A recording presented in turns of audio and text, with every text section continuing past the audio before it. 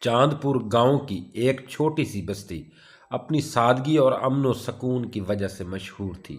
یہاں کے لوگ دیانتدار اور محنت کش تھے، لیکن گاؤں کے ذمہ دار رئیس شوکت علی اپنی ظالمانہ حکومت کی وجہ سے پورے علاقے میں بدنام تھا۔ رئیس شوکت علی نے اپنی زمینوں کے نام پر گاؤں والوں کی زندگی اجیرن کر رکھی تھی۔ شوکت علی کا ظلم اس حد تک بڑھ گیا تھا کہ کوئی بھی کسان اپنی زمین پر آزادانہ طور پر کام نہیں کر سکتا تھا۔ گاؤں والوں کو اپنی فصل کا ایک بڑا حصہ شوکت علی کو دینا پڑتا تھا، ورنہ ان کے ساتھ سختی برتی جاتی۔ ہر کوئی اس کے غصے اور طاقت سے ڈرتا تھا، لیکن گاؤں میں ایک شخص ایسا بھی تھا جو اس کے ظلم کے خلاف آواز اٹھانے کا حوصلہ رکھتا تھا۔ وہ تھا علی رضا۔ علی رضا ایک نوجوان کسان تھا جو اپنی ایمانداری اور جرات کی وجہ سے گاؤں کے لوگوں میں مشہور تھا۔ وہ ایک چھوٹے سے کھیت کا مالک تھا جو اسے اس کے والدین سے وراثت میں ملا تھا۔ علی رضا کا ماننا تھا کہ شوکت علی کی یہ ظالمانہ حکومت ہمیشہ نہیں چل سکتی۔ ایک دن شوکت علی کے کارندے علی رضا کے کھیت پر آئے اور اس کی فصل اٹھانے کا مطالبہ کیا۔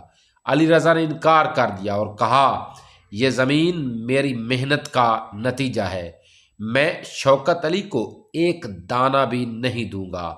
یہ بات شوکت علی تک پہنچی تو وہ غضبناک ہو گیا۔ اس نے علی رضا کو اپنے حویلی میں بلایا اور دھمکی دی کہ اگر اس نے اس کی بات نہ مانی تو انجام برا ہوگا۔ علی رضا نے بڑے اطمینان سے جواب دیا، تم جتنا چاہو ظلم کر لو، لیکن حق کے لیے کھڑے ہونے والوں کو ڈرایا نہیں جا سکتا۔ یہ جواب شوکت علی کو مزید طیش میں لے آیا۔ اس نے حکم دیا کہ علی رضا کی زمین پر قبضہ کر لیا جائے اور اسے گاؤں سے نکال دیا جائے۔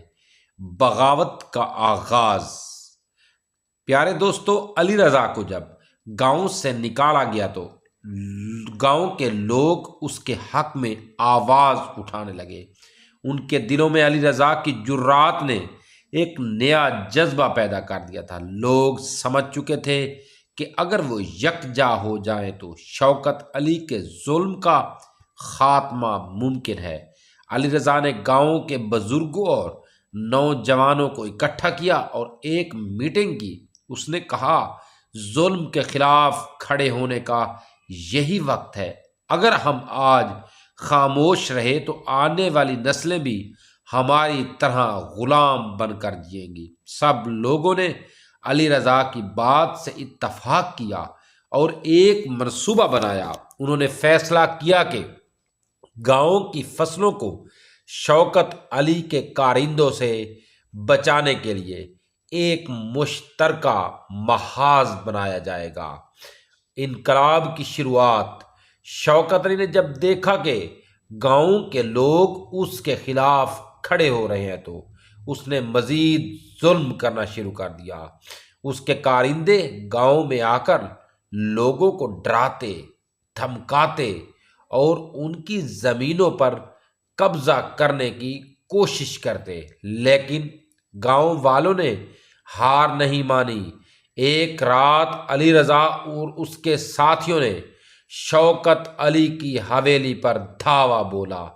انہوں نے اس کے تمام کارندوں کو قابو میں کر لیا اور شوکت علی کو مجبور کیا کہ وہ گاؤں والوں کی زمینیں واپس کرے اور ظلم کا خاتمہ۔ یہ ایک طویل اور مشکل جدوجہد تھی، لیکن گاؤں والوں کی ہمت اور اتحاد نے آخر کار شوکت علی کو شکست دی۔ شوکت علی کو گاؤں چھوڑ کر جانا پڑا اور گاؤں کے لوگ ایک بار پھر آزادی کی زندگی جینے لگے۔ علی رضا کی جرات اور قیادت نے یہ ثابت کر دیا کہ ظلم اور جبر زیادہ دیر تک قائم نہیں رہ سکتا۔ اس کی داستان گاؤں کے ہر فرد کے لیے ایک مثال بن گئی اور چاند پور امن و سکون کا گہوارہ بن گیا۔ یہ کہانی ظلم کے خلاف جد و جہد، اور حق کی فتح کی ایک خوبصورت مثال ہے۔ پیارے دوستو، اگر آپ نے ابھی تک ہمارے چینل کو سبسکرائب نہیں کیا، سبسکرائب کر لو، بیل آئیکن اور نشان کو ہلکا سا پریس کر دو تاکہ ہماری ہر نئی آنے والی ویڈیو کا نوٹیفیکیشن سب سے پہلے آپ تک پہنچے۔ شکریہ۔